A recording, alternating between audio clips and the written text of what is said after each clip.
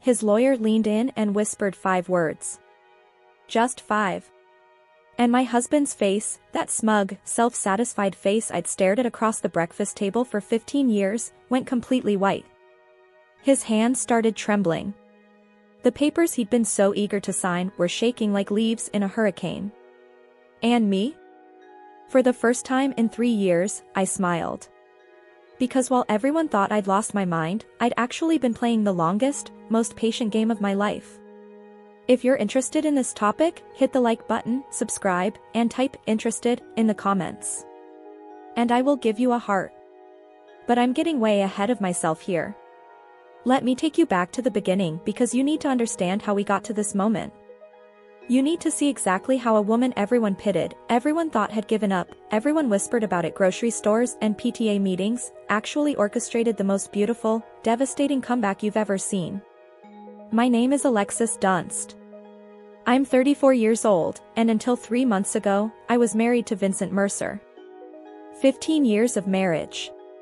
That's longer than most Hollywood relationships, longer than some small countries have existed, and definitely longer than my patience should have lasted.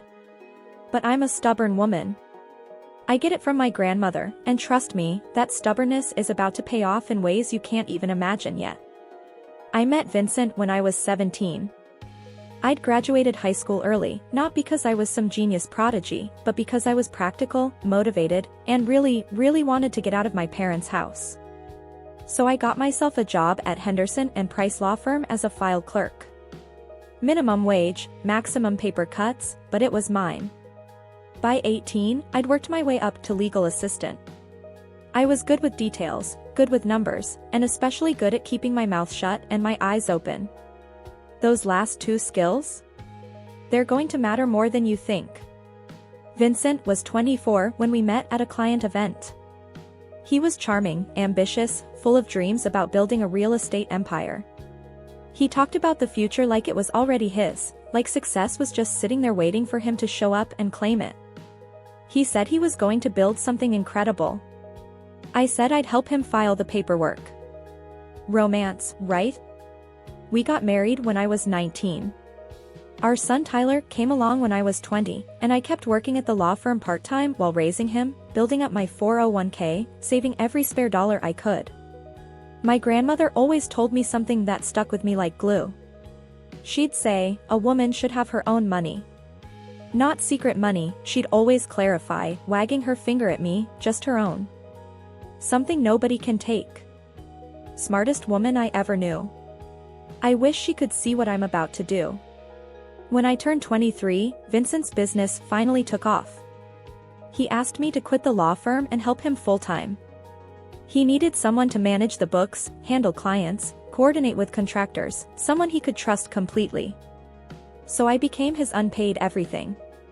Bookkeeper, office manager, client liaison, interior decorator for model homes, marketing coordinator, event planner. I did it all while raising Tyler, managing our household, and somehow keeping everyone fed and reasonably happy. My official title was wife.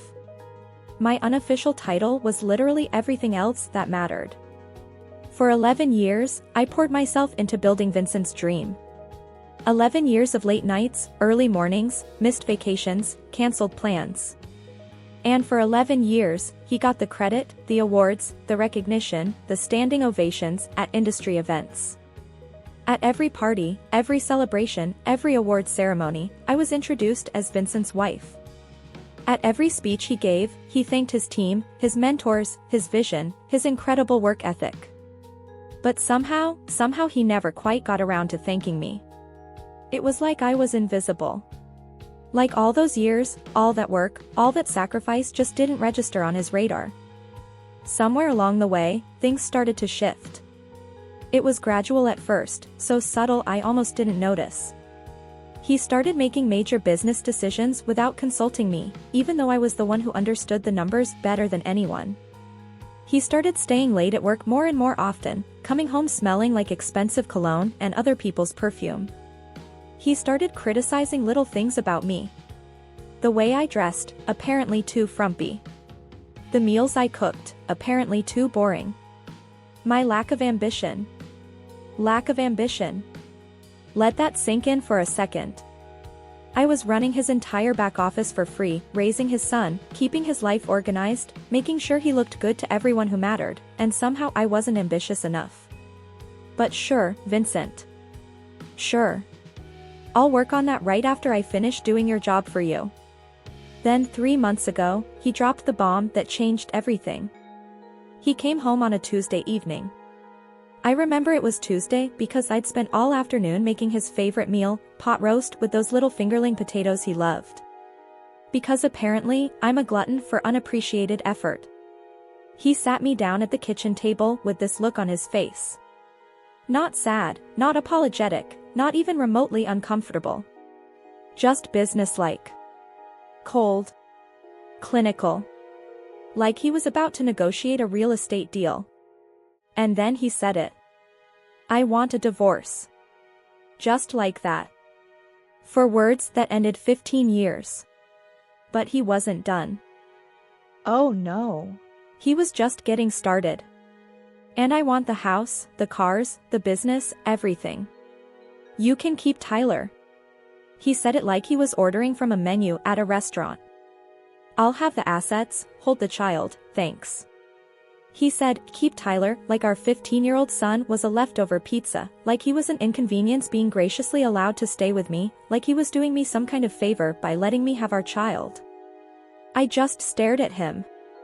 15 years of marriage and this was how it ended. At our kitchen table, between the salt shaker and the butter dish, while his favorite meal got cold on the stove. Like I was just another item on his to-do list that he was finally getting around to discarding. But here's what I didn't know in that moment. Here's what I wouldn't find out until later. Vincent had been planning this for months. He already had a lawyer lined up, Harold Whitfield, expensive and experienced with a reputation for destroying people in divorce court. He'd been building his exit strategy, plotting his escape, preparing his attack, all while I was meal prepping and scheduling his dentist appointments and making sure his suits were pressed for client meetings.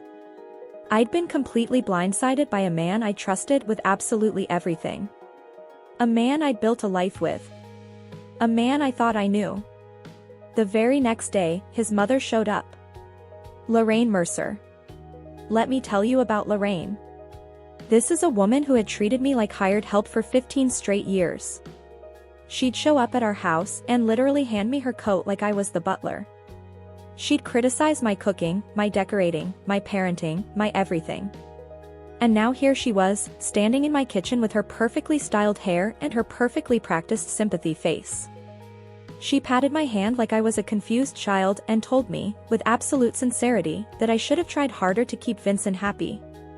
Men have needs, dear, she said, like she was explaining something really complicated to someone really slow. You have to understand that. Lorraine's advice on marriage was always fascinating to me, considering her own husband spent 7 days a week at the golf course specifically to avoid being in the same room as her. But sure, Lorraine. I was definitely the problem. Definitely. That first week was an absolute blur. Everything moved so fast it felt like being caught in a riptide. Vincent moved me out of our bedroom and into the guest room. Not our guest room anymore. The guest room. Because apparently, I was now a guest in my own house. He had legal documents drawn up, settlement offers prepared, timelines established, deadlines set. Everything was moving at warp speed and I felt like I was drowning, gasping for air, completely out of control. Everyone around me saw exactly what Vincent wanted them to see. A woman whose world had just collapsed. A wife being thrown away after 15 years of loyal service. A victim who never saw it coming, who was too naive, too trusting, too stupid to protect herself. I saw it in their eyes. The pity. The sympathy. The judgment. Poor Alexis.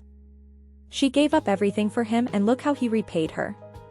She never stood a chance. But here's the thing. Here's the part nobody knew, the part one couldn't tell anyone, the part I'd been holding inside like a ticking time bomb for 3 solid years. What Vincent didn't know, what nobody in my life knew, was that I'd found something 3 years ago. Something buried deep in his financial records. Something he thought was hidden forever, protected, safe from discovery. And I'd been quietly, patiently, methodically preparing for this exact moment ever since.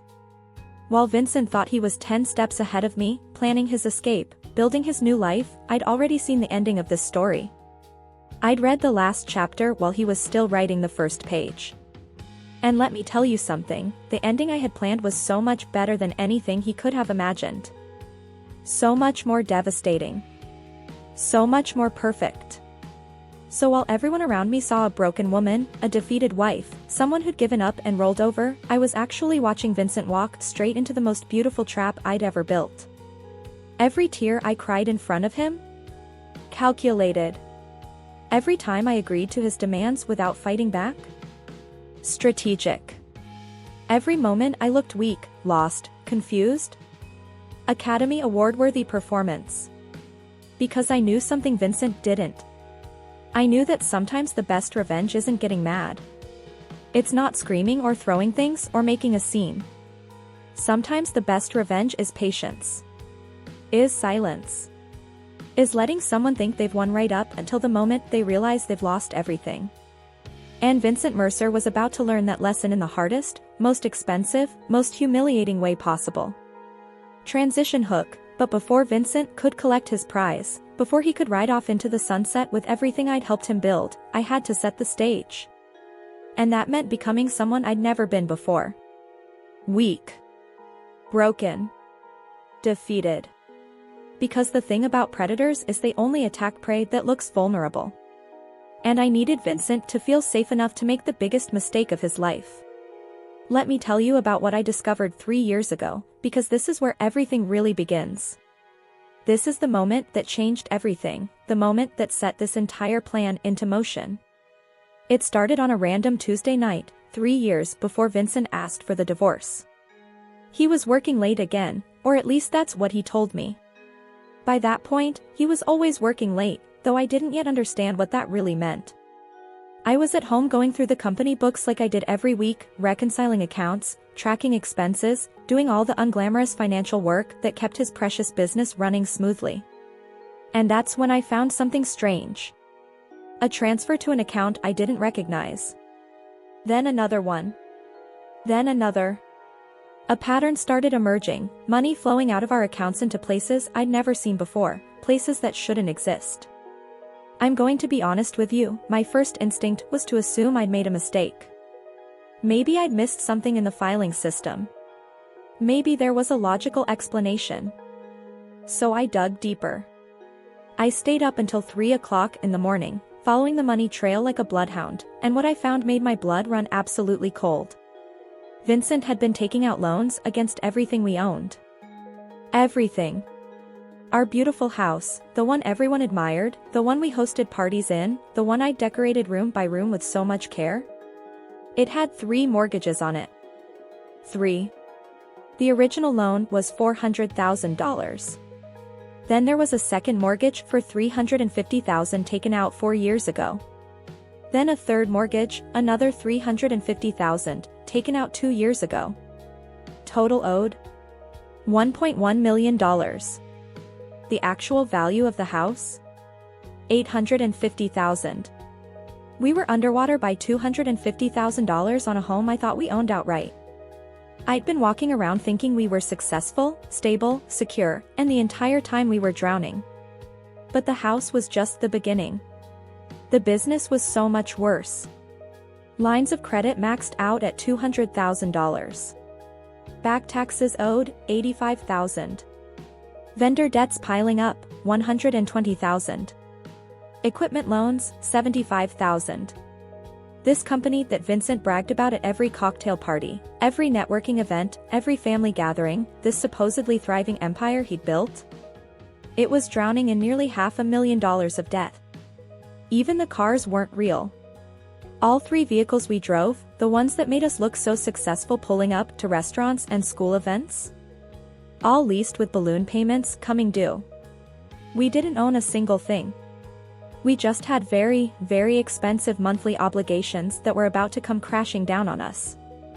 I sat in my kitchen at 3 in the morning, surrounded by printouts and spreadsheets, and I did the math. Total debt? Approximately $1.9 million. Total actual asset value? Maybe 1.6 million if we were lucky. We were $300,000 in the hole, maybe more. But here's the question that kept me up for the rest of that night. Where had all the money gone? So I kept digging. Over the following weeks, every time Vincent was out of the house, every time he was at a meeting or with a client or wherever he actually was, I traced every transaction I could find. And the picture that emerged was absolutely devastating. Cryptocurrency investments, $180,000, all lost in crashes and bad bets. Gambling, $75,000, just gone, evaporated at casinos and online poker sites. An apartment I didn't know about, rented for a woman I definitely didn't know about, $60,000 in rent and furnishings for his secret life. Lifestyle expenses that never made it home, watches and suits and trips I was never invited on, another $85,000 spent on impressing people who weren't his wife. My husband wasn't building an empire. He was building a house of cards with borrowed cards that were also on fire. We looked rich the exact same way a mannequin looks alive. Convincing from a distance, but get up close and you realize it's completely hollow inside. There's nothing there. No substance, no foundation, no reality. Just an expensive facade propped up by debt and lies and my unpaid labor. My first instinct, my immediate gut reaction, was to confront him. To scream, to cry, to throw those printouts in his face and demand answers. To ask him how he could do this to us, to our son, to our future. But then I stopped myself because I knew Vincent. I'd watched him operate for years. I'd seen him charm clients, manipulate business partners, talk his way out of corners he'd painted himself into. If I confronted him right then, he'd find a way to explain it all away. He'd make it sound reasonable, justify every decision, convince me it was all part of some master plan I was too unsophisticated to understand. He'd probably find a way to make it my fault somehow. And worse, so much worse, if he knew that I knew, he might try to take control of my separate money too. He might find a way to drain everything I'd protected. See, I'd always kept a little something of my own. My grandmother's voice was always in my head, that constant reminder. A woman should have her own money.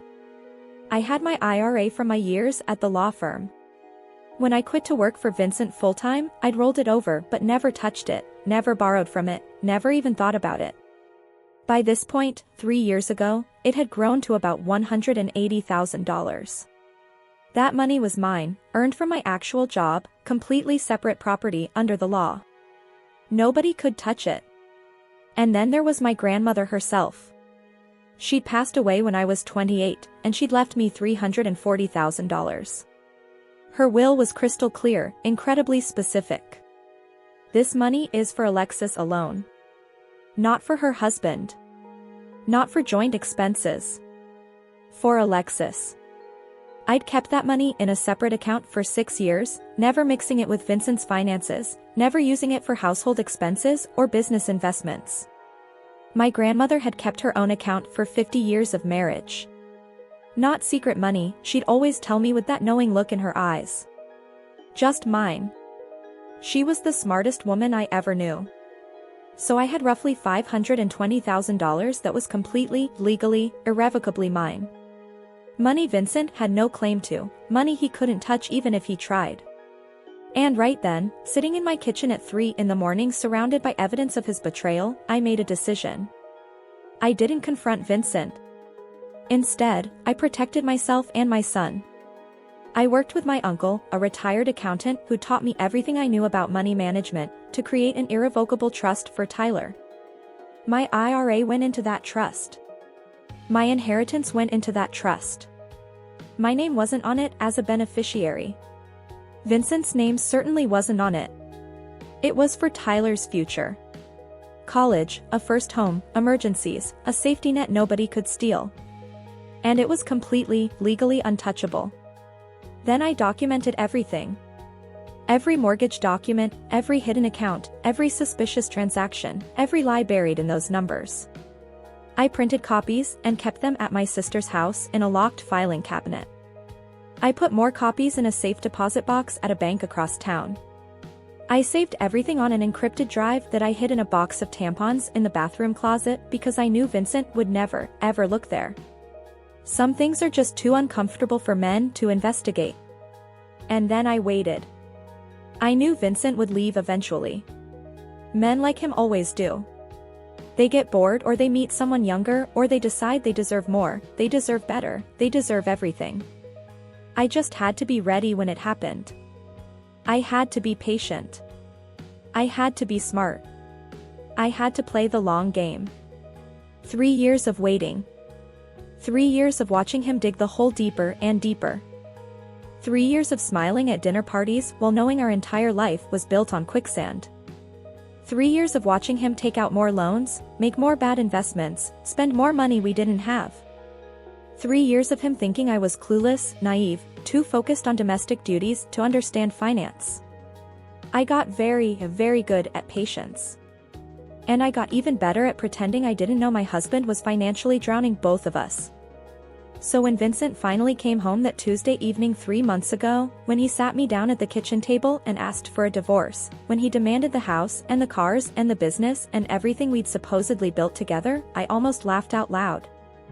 I had to bite the inside of my cheek to keep from smiling. Because Vincent wasn't asking for assets. He was demanding debt. He was literally begging me to give him a financial noose. He just didn't know it yet. And I wasn't about to tell him. I hired a lawyer the next week. Nina Castellano, recommended by someone at my old law firm. She was 52 years old, sharp as a brand new razor blade, with absolutely zero tolerance for nonsense or emotional manipulation.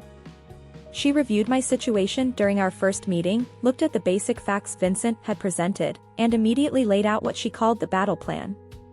"You helped build this business," she told me, leaning forward with intensity. "You're entitled to half of everything. The house, the company, the bank accounts, the vehicles. We fight for what's yours. We fight hard and we don't stop until you get everything you deserve."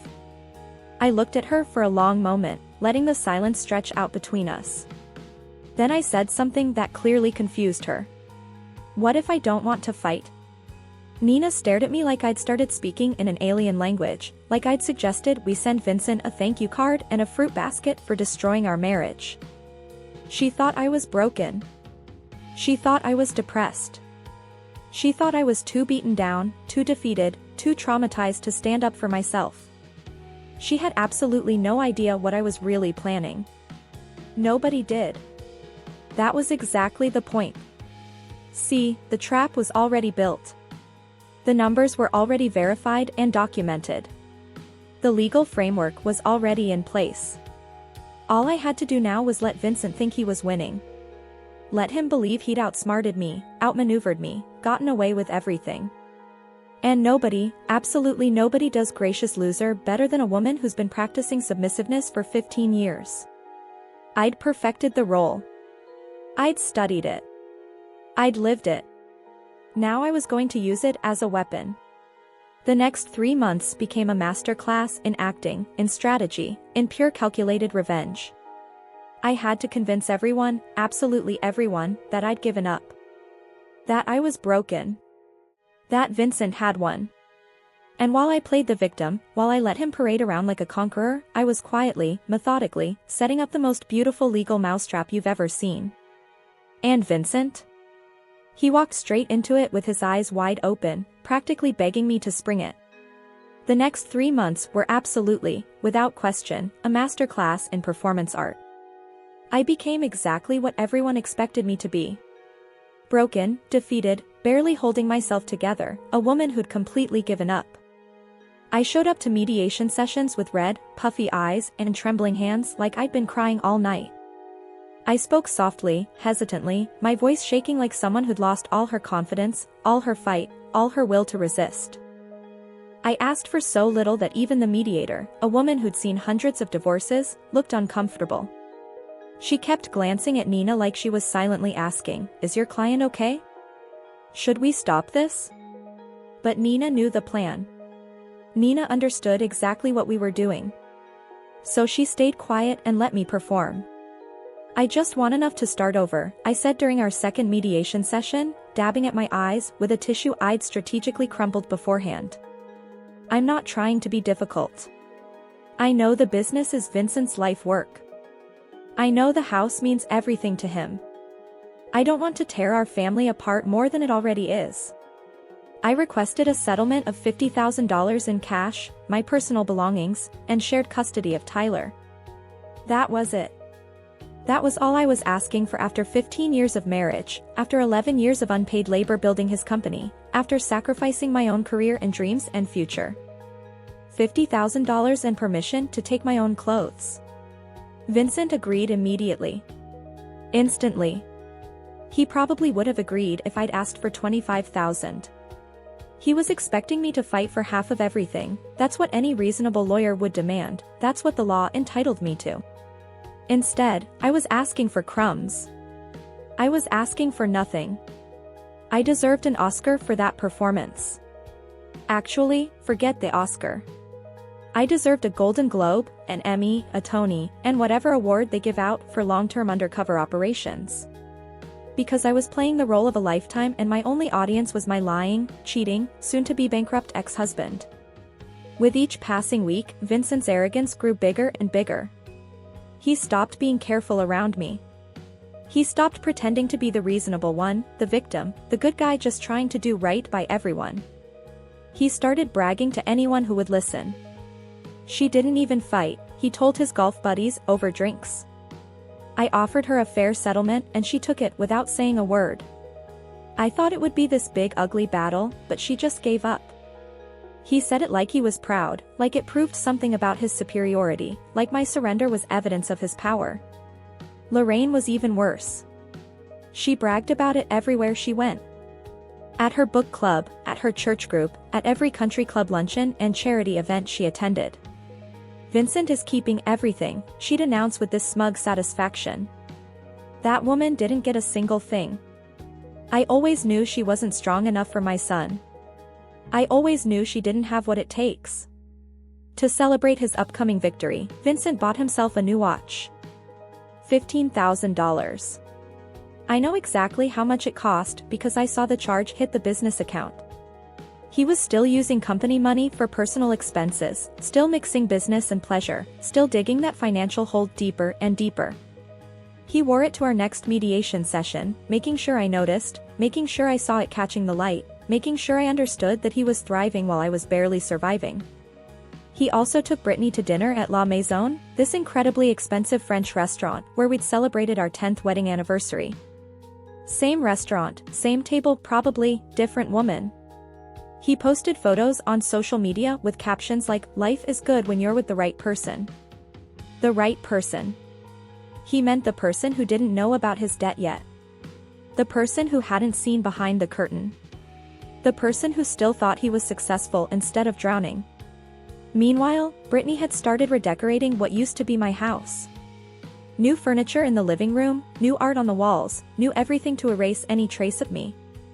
And then, and this is the part that actually made me angry, she painted my kitchen. She painted it gray. Builder grade, boring, soulless gray. I'd spent 3 weeks choosing that sage green color. 3 entire weeks of paint samples and lighting tests and holding up swatches at different times of day trying to get the perfect shade. And she just painted over it like it was nothing. Gray like her personality. Gray like her future with Vincent once she found out he was broke. Actually, thinking about it now, very fitting. Very appropriate. The universe has a sense of humor. Through all of this, Diane kept calling me.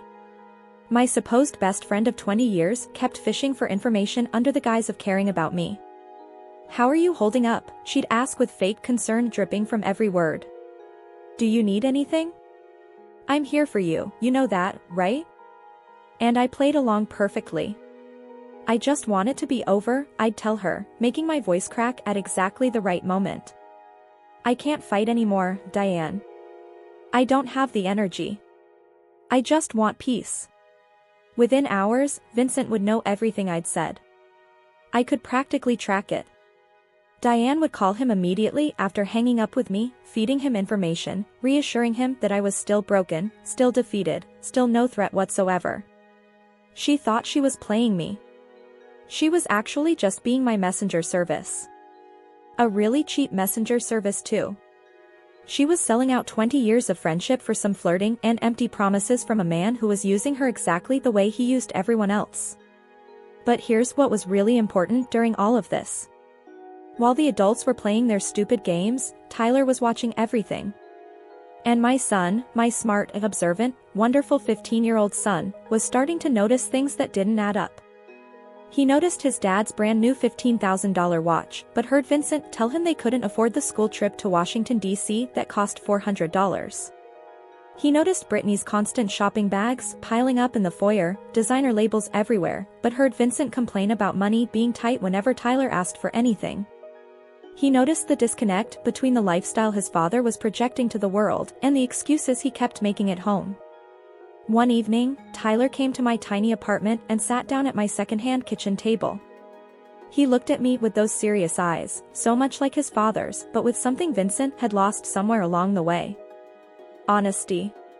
Real, genuine honesty. "Mom," he said quietly, carefully, like he was afraid of the answer. "Is Dad actually rich?" I looked at my son for a long moment. I could have lied. I could have protected Vincent's image. I could have told Tyler everything was fine, not to worry, adults are handling it. But I didn't. Instead, I asked him a question. "What do you think?" He was quiet for a minute, processing everything he'd observed. Then he said, "I think something's not right. I think he's pretending." I reached across the table and squeezed his hand. "Trust me, sweetheart. Just wait a little longer. Everything is going to make sense very soon." My 15-year-old son figured out something was wrong before 2 lawyers, a mediator, and a certified accountant did. I should probably bill his college fund for consulting fees. Behind the scenes, away from all the drama and performance, Nina was preparing our legal strategy with absolutely surgical precision. The main divorce agreement was straightforward and simple. It stated clearly that I was relinquishing all claims to marital property. The house, the business, the vehicles, everything would go to Vincent. In exchange, I would receive my modest cash settlement of $50,000 and walk away quietly. Clean break, no drama, everyone moves on.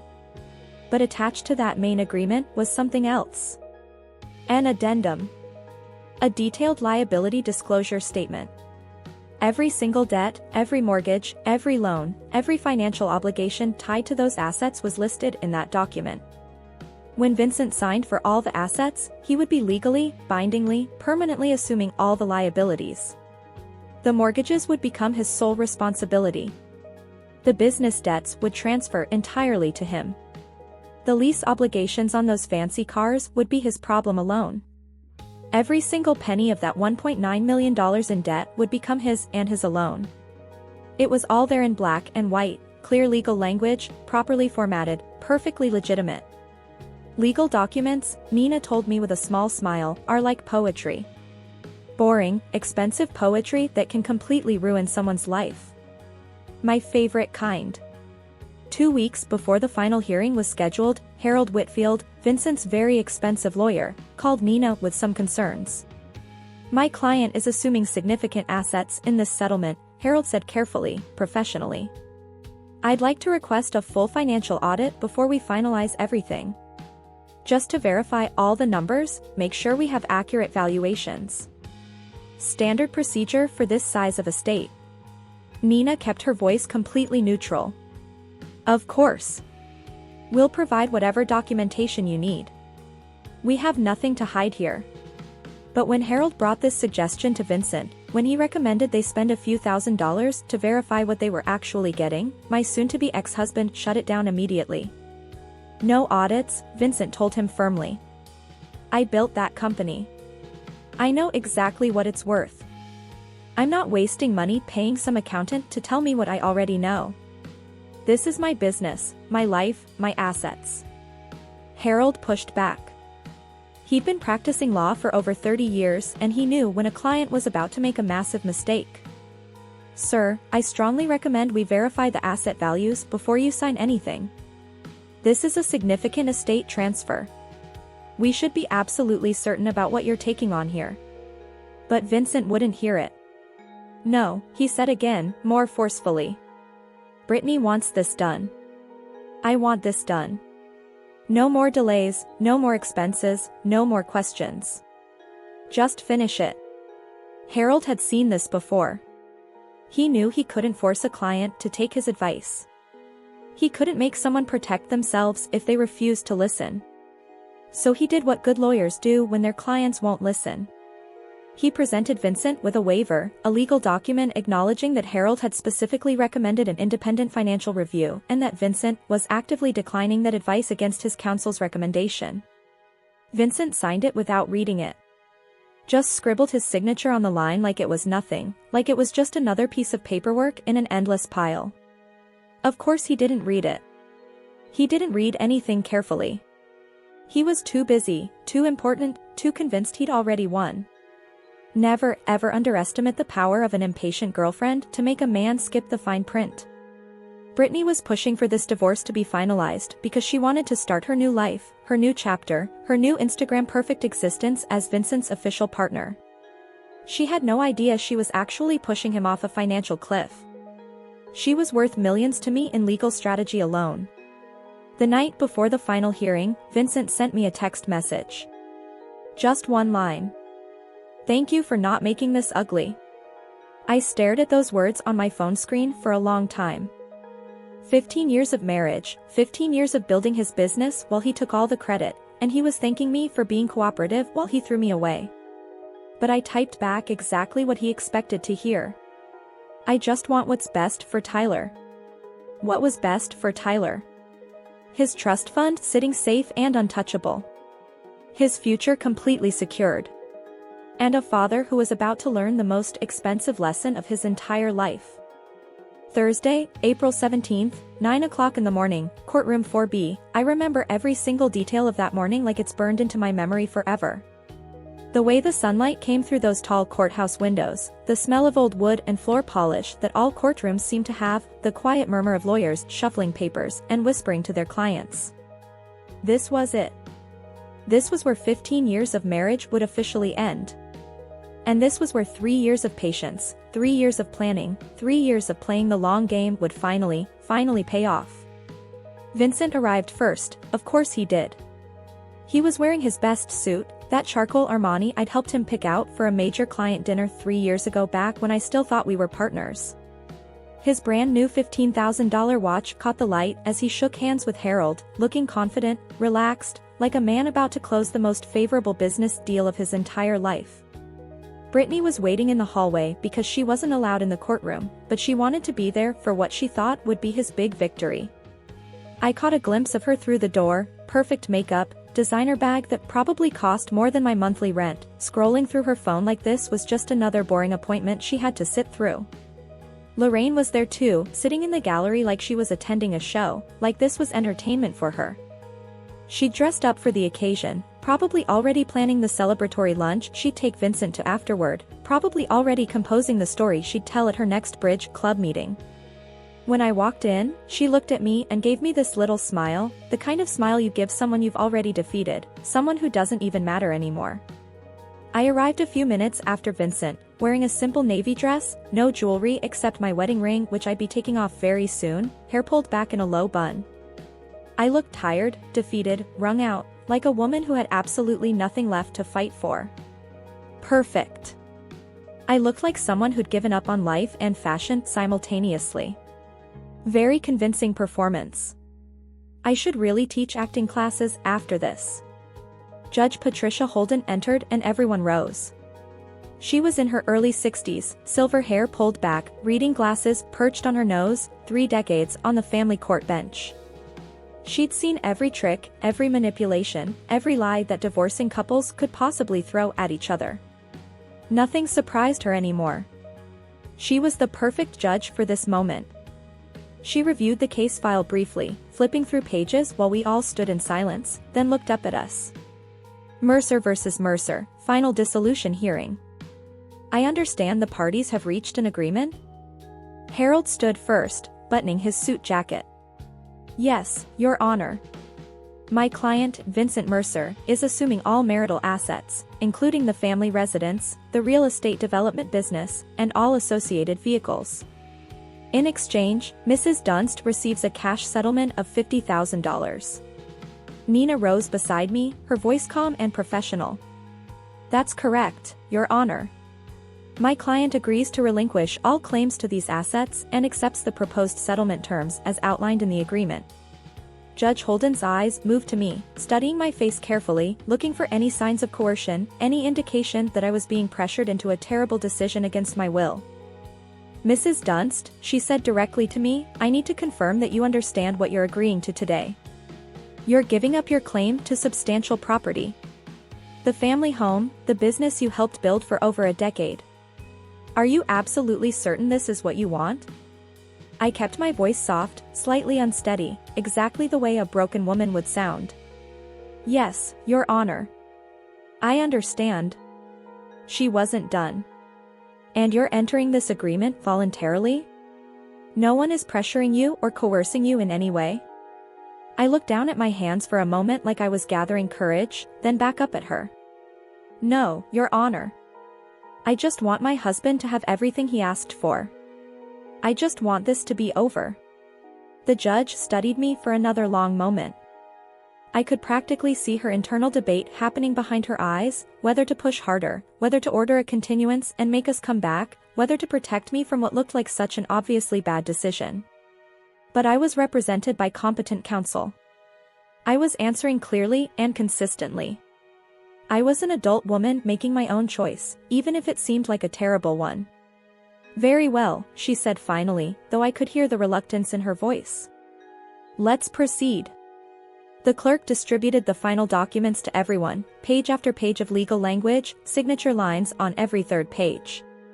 Vincent signed eagerly, quickly, barely even glancing at what he was agreeing to. He just wanted this finished. He wanted to get back to his new life, his new girlfriend, his new freedom, his supposed victory. I signed slowly, deliberately, making each stroke of my pen careful and precise. This was the moment I'd been waiting 3 years for. I was going to savor every single second of it. Across the courtroom, I saw Vincent glance back at Lorraine and smile like a kid on Christmas morning. She nodded back approvingly, proudly, like her son had just accomplished something wonderful. His phone buzzed in his pocket, probably Brittany texting him encouragement and celebration emojis. He actually checked his phone right there in court during his own divorce hearing. That's exactly the kind of man he was. That's exactly the kind of man who was about to lose everything. Meanwhile, Harold Whitfield was doing what good lawyers do when they're thorough and professional. He was reviewing the complete document package one final time before everything became official and permanent. Main agreement, signed. Asset schedule, signed. Settlement terms, signed. He was flipping through, checking boxes, making sure everything was in order. Then he reached the addendum. The liability disclosure statement. I watched his face as he read it. Watched the confusion flicker across his features.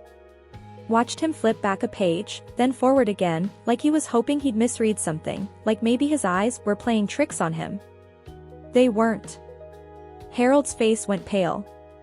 Actually pale. The color drained right out of it. He leaned toward Vincent, trying to be discreet, trying not to cause a scene in open court. Sir, he whispered urgently. We need to talk about this right now. Vincent waved him off without even looking, still riding high on his victory, still basking in what he thought was his triumph. Not now, Harold. We're almost done here. But Harold wasn't giving up. His voice became more urgent, more insistent. Sir, you're assuming all the debt. The liability disclosure, it's all here. You need to look at this immediately. For the first time, Vincent actually looked at what he'd signed. Really looked at it. I watched his eyes scan the numbers, watched them move faster and faster as the reality started sinking in. Watched the color drain from his face exactly the way it had drained from Harold's. House, $1.1 million owed, market value only $850,000. Business, $480,000 in combined debts. Vehicles, $115,000 in lease obligations. Additional personal liabilities, $200,000. Total debt, approximately $1.9 million. Net value of everything he just claimed? Negative $300,000. He hadn't won the lottery.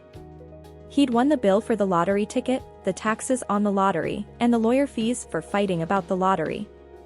Vincent stood up so abruptly his chair scraped loudly against the floor, the sound echoing through the quiet courtroom. This isn't right. His voice was shaking, rising, panic creeping in around the edges. He looked at me, then at the judge, then back at the papers like they'd physically attacked him. She hid this from me. This is fraud. These numbers are fake. Judge Holden's voice cut through the courtroom like a knife. Mr. Mercer, sit down. But Vincent was spiraling now, logic abandoning him completely. These numbers are manipulated. She changed the documents.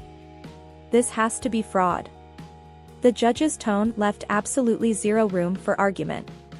Mr. Mercer. Sit down. He sat, but his hands were trembling so badly the papers were shaking.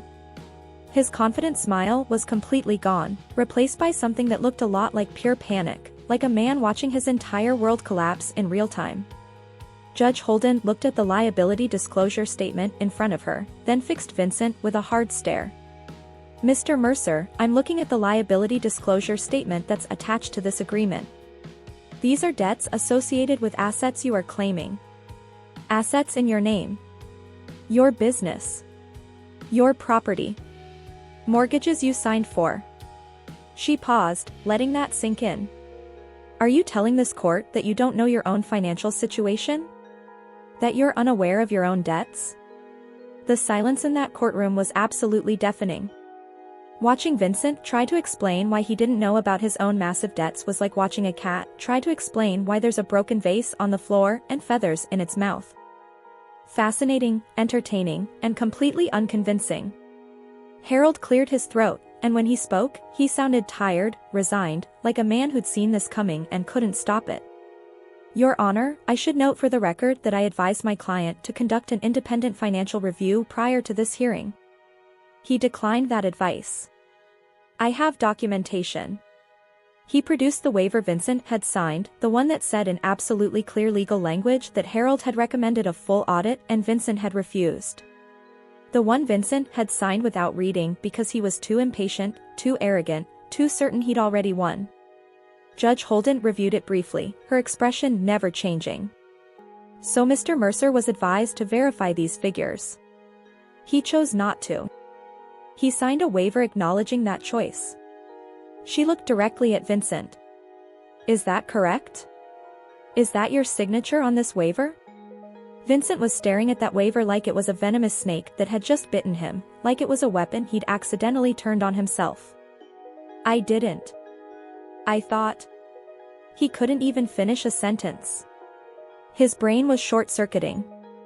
Is that your signature, Mr. Mercer? The judge asked again, more firmly this time. A long, horrible pause. Then, barely audible, yes. Judge Holden's voice was completely matter-of-fact, no sympathy, no emotion, just cold legal reality. Then you assumed this risk voluntarily. You had the opportunity to investigate. You chose not to. The agreement stands as written. Vincent turned to me with something like desperation breaking through, his composure completely shattered. You knew. His voice cracked on the words. You knew about all of this. You knew the whole time. I met his eyes calmly, steadily, with no anger, no triumph, just simple truth. I was your bookkeeper for 11 years, Vincent. I knew about everything. Every loan, every debt, every bad decision. I knew it all. His face cycled through emotions so fast I could barely track them. Confusion, rage, betrayal, fear, and finally, the one I'd been waiting 3 years to see. Realization. The understanding that he'd done this entirely to himself. That he'd walked into this trap with his eyes open, demanding to be caught. I want to withdraw the agreement, Vincent said, turning desperately back to the judge. I didn't understand what I was signing. This isn't fair. You have to let me take it back. Judge Holden shook her head slowly, definitively. Mr. Mercer, you signed documents before this court stating you understood and agreed to all terms. You were represented by highly competent counsel. You declined additional review when it was offered. Your wife did not hide anything from you. These are your debts. Your mortgages. Your obligations. Your signatures on every single document. She paused, letting the finality of it settle over the courtroom. The agreement is final and binding. The gavel came down with a sharp crack that felt like thunder. Mrs. Dunst, you have your settlement of $50,000 as agreed. Mr. Mercer, you have all the marital assets as requested, along with all associated liabilities and debts. This marriage is hereby dissolved. We're adjourned. I stood up, smoothed my dress, picked up my purse like this was just another normal day. Then I looked at Vincent one last time. He was slumped in his chair, papers scattered in front of him like the wreckage of his entire life, his whole world collapsing around him in real time. You told me you wanted everything except Tyler, I said quietly, calmly, with perfect clarity. I gave you exactly what you asked for. Every single thing. I walked out of that courtroom without looking back, my head high, my steps steady. Behind me, I could hear Vincent's voice rising, yelling at Harold, demanding to know how this happened, threatening lawsuits and appeals and anything he could think of. Harold's responses were calm and resigned. I told you to get an audit. I have it in writing. You refused. There's nothing I can do now. Through the glass doors, I saw Brittany's face change as she listened to Vincent's meltdown, watched her look at him, really look at him, and see something completely different from the successful businessman she thought she was getting. She was gone before I reached the elevator, moving fast in her expensive heels, designer bag bouncing against her hip, not looking back even once. Brittany's exit from Vincent's life was even faster than her entrance into my marriage. At least she was consistent about something. I stepped outside into the April sunshine. The sky was impossibly blue. The air was warm and fresh and full of possibility. Somewhere behind me, my ex-husband was discovering that revenge is a dish best served with proper legal documentation and a 3-year waiting period. Ahead of me was something I hadn't had in 15 years. Freedom. Real, complete, total freedom. My life was smaller now, simpler, but it was mine. Every decision, every choice, every single thing, mine. And for the first time in longer than I could remember, I could breathe. So here's what I want you to understand. Here's the lesson in all of this. Patience isn't weakness. Silence isn't surrender. And sometimes the smartest thing you can do is let someone think they've won right up until the moment they realize they've lost everything. Vincent taught me that greed makes people stupid. My grandmother taught me that a woman should always have her own money. And life taught me that the best revenge isn't getting even.